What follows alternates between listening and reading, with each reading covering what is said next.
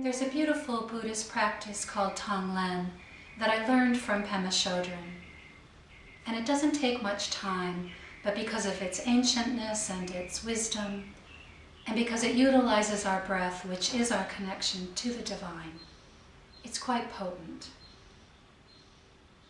We can use Tonglen when we're caught in our own suffering and we've shut down and we're just ruminating about that which is causing us dis-ease. And we can use it when we're quite worried about someone we love and feel helpless, or when something tragic has happened in the world and we feel powerless. Tonglen transmutes these energies and sends healing out into the world. So the practice of Tonglen is that you get quiet and you just drop into the stillness within.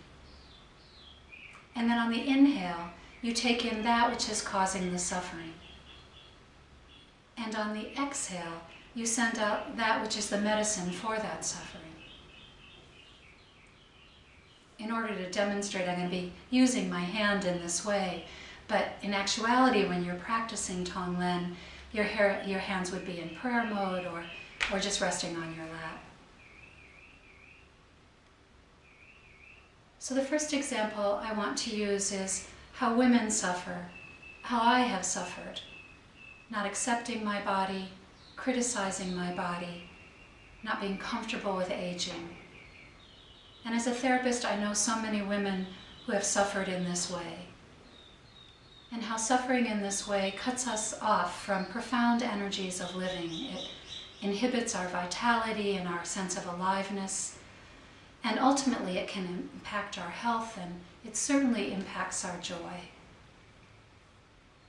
So when I catch myself or I catch a client of mine criticizing her body, I move to Tonglen. And so it would be something like this. First, dropping into the stillness, and then on the inhale, for all women everywhere who criticize their bodies. On the exhale, may they know their true value and beauty. So again, first dropping into stillness, and then on the in-breath, for all women everywhere who criticize their bodies. On the exhale, may they know their true value and beauty.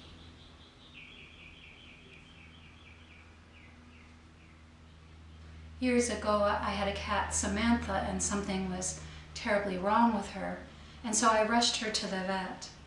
And I was sitting in the waiting room feeling worried and concerned, and then I became aware of the community that I was sitting in.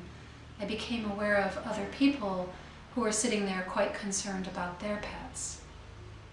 And I thought of Tonglen, and so in that moment I went to practice it, and it went something like this. First dropping into stillness, on the inhale, for all people everywhere who are concerned about the pets they love. On the exhale, may they be comforted, may they know all is well.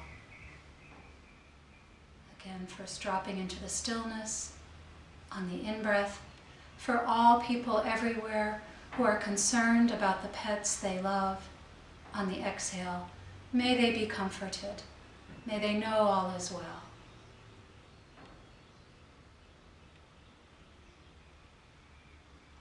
The last example of Tonglen I want to give is in recent weeks there's been so much violence in the world, and the waves of that have rippled into all of our hearts and our lives. And I know with such things there is a call to action, but prayerful practices like Tonglen help send healing energies out while the call to action unfolds. And so in these times, in these situations, the practice would go like this. First, deepening into the silence within, and then on the inhale, for all people everywhere who have been exposed to violence and suffering.